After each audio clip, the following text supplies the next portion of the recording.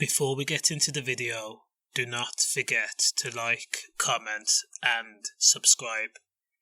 Now, a 38-year-old woman from London has been jailed for 8 months after telling police she was dead, all in order to avoid driving convictions. 38-year-old Zoe Bernard, who works for the council, had been stopped by police in Kilburn, London, when she was driving her BMW carelessly, and then failed to stop. When arrested, Zoe told police her name was Kyesha Bernard.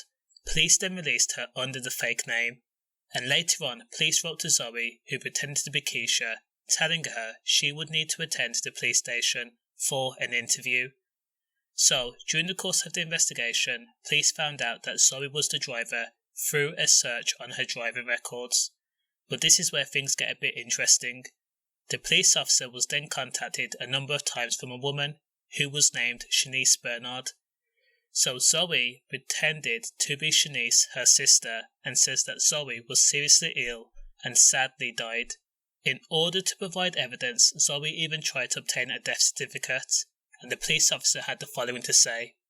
We received phone calls from someone claiming to be Shanice Bernard, saying that Zoe had been ill and that she was dead. At the time, there was also a statement from Miss Salome, who works at the registration office of Westminster Council. On January 25, 2021, there was an online request asking for a death certificate for Zoe Bernard by someone called Shanice. It is our case that it was the defendant who was contacting the police station, pretending to be her sister, and making the request for the death certificate.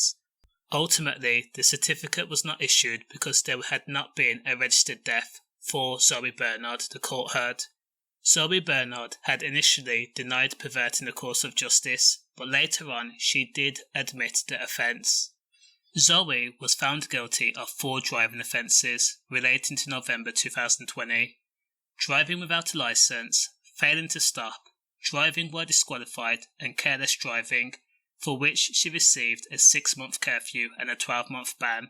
As I said, she's also been jailed for 8 months for perverting the course of justice, and in the end, ultimately, she gets what she deserves. Stay safe.